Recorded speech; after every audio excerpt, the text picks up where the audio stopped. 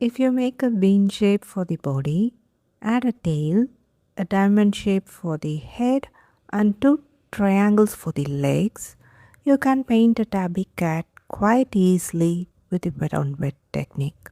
So join me in painting this sweet little tabby cat using watercolor.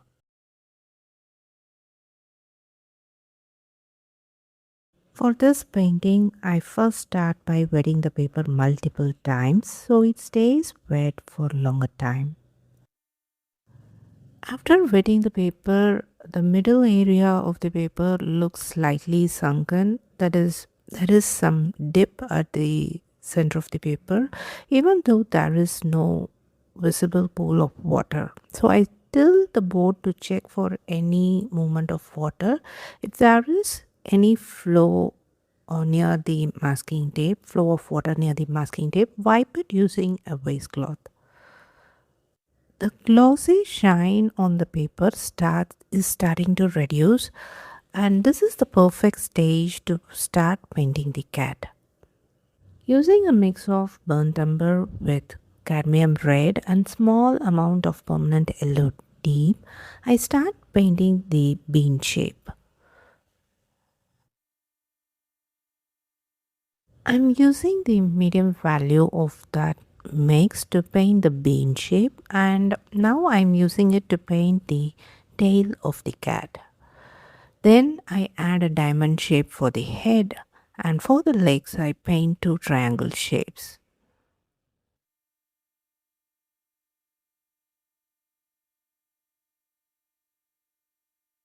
For the hind leg of the cat, I draw a larger triangle and it slightly points towards the right side. The front leg is also painted in a triangle shape and it slightly points towards the left. Then I use a darker value of the same mix to paint at the tail area and at the upper body area of the cat as you see in the video. Now I'm using the darker value of the mix to add stripes on the tail, on the leg and across the body of the cat.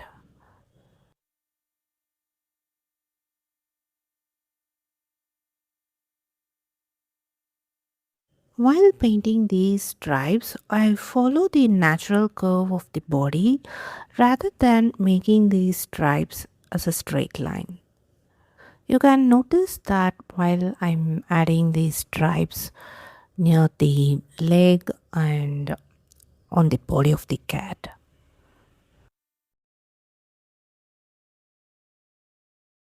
Now I'm adding stripes near the neck of the cat.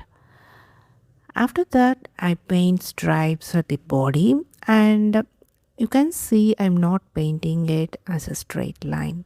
They have small breaks and little zigzag movements, and as the stripes reach the lower part of the body, they curve slightly, which helps to give the cat a more rounded and three-dimensional form.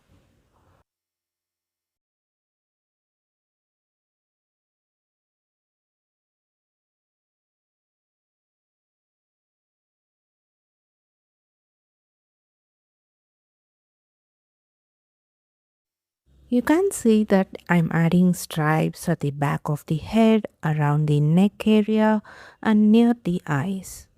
My paper is still wet while I add these stripes.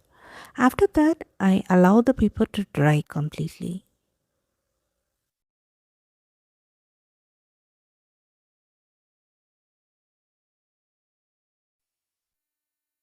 Now the paper is completely dry and we are ready to add the finer details using the wet on dry technique. I'm adding ears for the cat, and here it is really important to match both the color and value of the pigment with the body of the cat that we already painted. If their values are too different, the details we add with the wet on dry technique can start to look separate from the layer that we already painted using wet on wet technique. So we want all these parts to feel like they belong to the same cat. So keeping the colors and values consistent helps to tie everything together. I have already painted the cat's face and now I'm showing the outline here for reference. Next, I paint the lower part of the leg, and after painting it, I use a clean damp brush to slightly blend it into the upper part.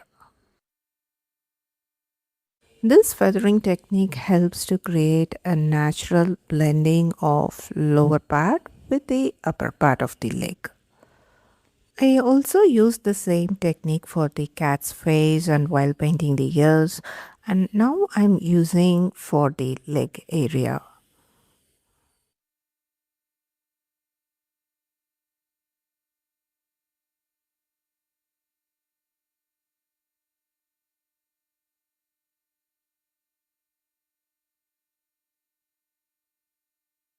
Next, using a darker value of the same mix that is on my palette, I paint these stripes on the legs. Now I'm painting legs on the other side of the cat. For that, I'm using a lighter value compared to the legs that are closer to us.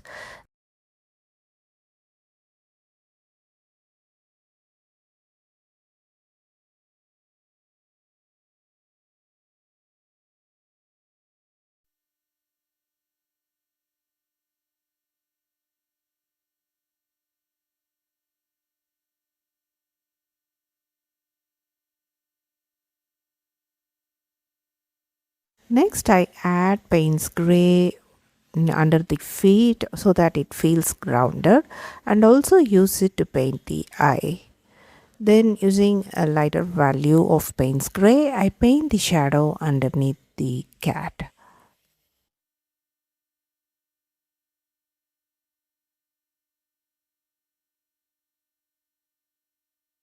After painting the shadow, I use a clean damp brush to soften the edges.